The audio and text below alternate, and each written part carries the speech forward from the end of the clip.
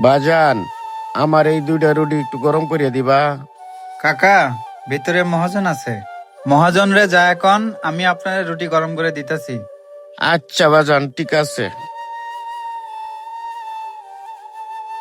বাজান, আমার এই দুইটা রুটি একটু গরম করিয়া দিবা। রুটি দুইটা না শুকায় গেছে, অনেক ঠান্ডা হয়ে গেছে।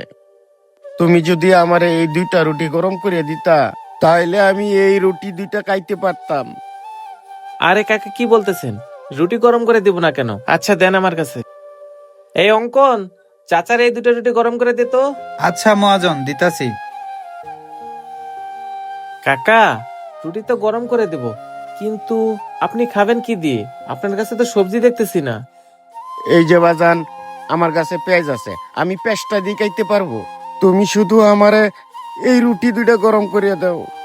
তা না হয় দিলাম কাকা, কিন্তু আপনি শুধু পেঁয়াজ দিয়ে এই রুটি খাইবেন কিভাবে? আপনার কাছে সবজি কই? সবজি নিয়ে আসেন। বাজান, আমার কাছে সবজি নাই।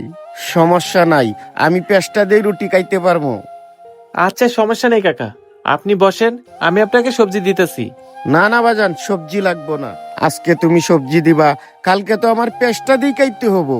এর থেকে ভালো রুটি দুইটা আমি এই পেঁয়াজটা দিয়ে খাই।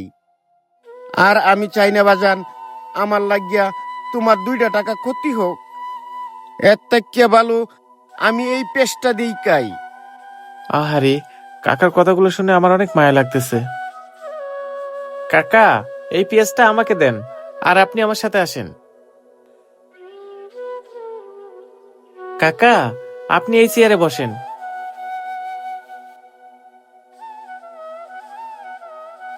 কাকা, আপনার হাতের এই পেঁয়াজ আর 2টা ছিঁড়া রুটি, এইটা দেখা আপনার বিষয়ে আমার খুব জানতে ইচ্ছা করতেছে।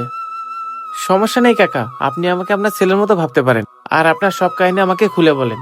এত কিছু জানতে চাইতাম না কাকা, এই জন্যই আমার জানতে ইচ্ছা করতেছে। আসলে কাকা, এই বয়সে আপনার ঘরে থাকার কথা, একটু আরাম আয়েশ করার কথা, তা না কইরা আপনি 2টা রুটি গরম করার জন্য হোটেলে হোটেলে ঘুরে বেড়াইতেছেন।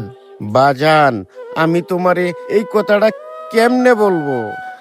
ভাবতেই তো আমার বুকটা ফাইটে যায়। কি অন্যায়টা না করছে আমার সাথে।